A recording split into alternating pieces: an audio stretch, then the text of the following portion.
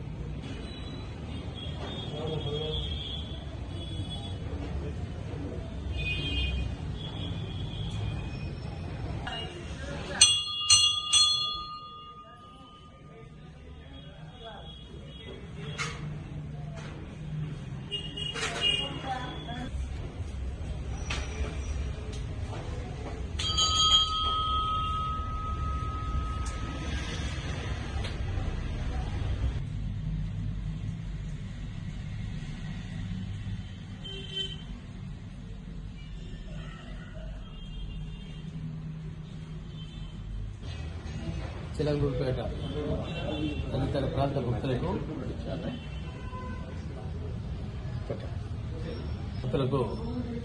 నమస్కారం అండి.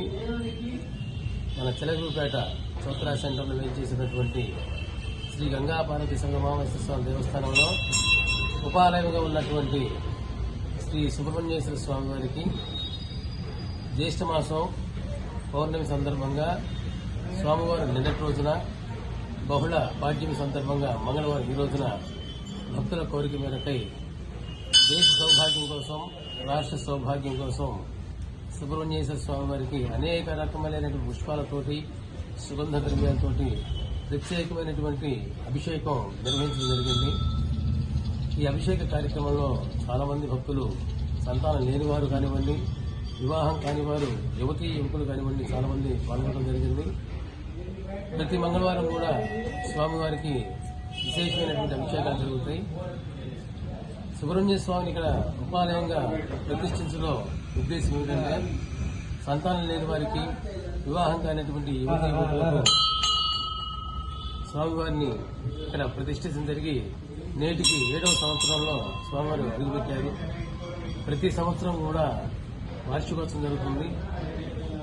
ప్రతి మంగళవారం కూడా విశేషమైన అభిషేకాలు జరుగుతాయి కనుక చదువుకునేటువంటి యువతీ యువకులు, వివాహం కానిటువంటి యువతీ యువకులు, సంతానం లేని దంపతులు ఎవరైతే ఉన్నారో వారందరూ కూడా స్వామివారిని భక్తి శ్రద్ధలతో సేవించి పిలిచినట్లయితే మీరు కోరుకున్న కోరికలన్నీ తక్షణమే తీర్చేటువంటి మన స్వామివారు సుబ్రహ్మణ్య స్వామి వారు కొంగు బంగారమై మన శివాలయంలో భక్తులకు దర్శనమిస్తున్నారు. ఈ కార్యక్రమాలు నిరంతరంగా కొనసాగిస్తామని చెప్పని 50 మంది భక్తులకు సుబ్రహ్మణ్య స్వామి ఆశీస్సులు అందజేస్తూ సెలవు తీసుకున్నారు.